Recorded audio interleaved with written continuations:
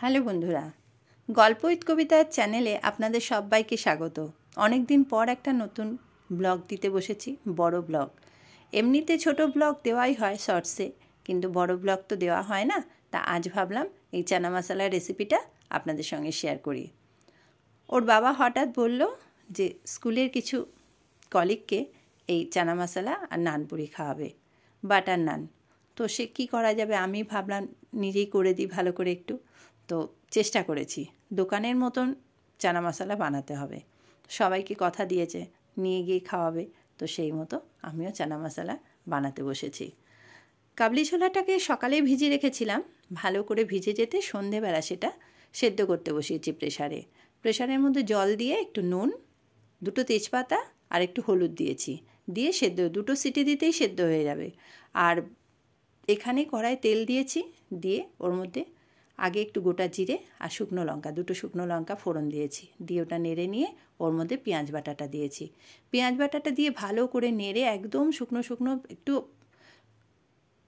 লালচে লালচে হয়ে আসলে পেঁয়াজটা, তখন ওর মধ্যে আদা বাটা আর রসুন বাটাটা দিয়ে দিয়েছি। দিয়ে ভালো করে এগুলো কষিয়ে, এগুলো থেকেও পুরো জল টল একদম বেরিয়ে গেলে, তেলের সঙ্গে মিশে গেলে, তারপর এর মধ্যে দেব নুন, হলুদ আর কাশ্মীরি লঙ্কার গুঁড়ো। যদি কেউ কাঁচা লঙ্কা বাটা দেন তাহলে কাশ্মীরি লঙ্কা দিলেই হয়ে যাবে।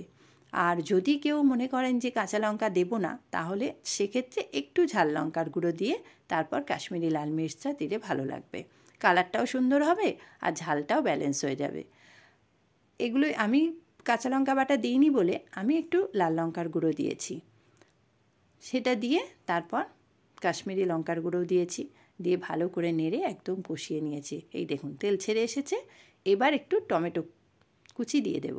টমেটো কুচিটা দিয়ে অল্পই টমেটো কুচি দেব। কারণটা কি বলছি, কারণ টমেটো কেচাপও দিতে হবে, তো সেই কারণে টমেটো কুচিটা বেশি দিলে টক ভাবটা বেশি হয়ে যাবে। তা বেশি টমেটো দেব না, অল্পই দিয়েছি, একটা টমেটো কুচি করে দিয়ে দিয়েছি। দিয়ে এটাকে ভালো করে মশলার সঙ্গে মিশিয়ে নিয়ে তারপর এর মধ্যে এবার যে চানাটা ভিজিয়ে রেখেছিলাম না, চানাটা দিয়ে দেবো। এই দেখুন চানা ভিজিয়ে যে সেদ্ধ করে রাখলাম, এই চানাটা এবার দিয়ে দেবো। এই দেখুন সুন্দর সেদ্ধ হয়ে গেছে, এর মধ্যে দিয়ে দেব। দিয়ে একদম মশলার সাথে ভালো করে মিশিয়ে তারপর অন্য মশলা আবার দেব। ভালো করে মিশিয়ে নেব। আপনারা নিশ্চয়ই আমার ভিডিও এর আগেও দেখেছেন।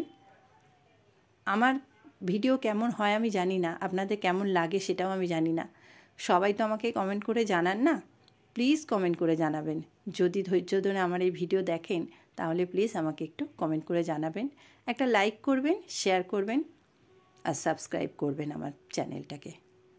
এই দেখুন ভালো করে মিশে গেছে। এর মধ্যে একটু টক দই দিয়েছি, 2 চামচ টক দই ফেটিয়ে রেখে দিয়েছিলাম, সেটা দিয়ে দিয়েছি। আর দিয়েছি একটু টমেটো কেচাপ, আর তার সঙ্গে দিয়েছি একটু চানা মশলা।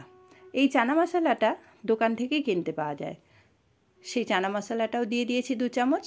আর জল দিয়েছি, আর একটু ধনের গুঁড়ো দিয়েছিলাম, সেটা আপনাদেরকে দেখানো হলো না, আমার ক্যামেরাটা একটু ডিস্টার্ব করছিল তো তাই।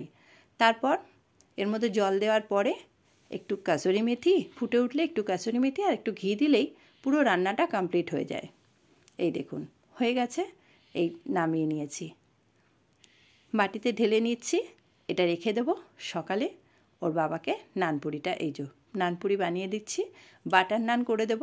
আর এটা আমিও খাচ্ছি, ওর বাবাকেও দিয়ে দিয়েছি, ছেলেও খেয়েছে। এই দেখুন ভীষণ ভালো হয়েছে খেতে, আমার তো খুব ভালো লেগেছে, আপনারাও নিশ্চয়ই ভালো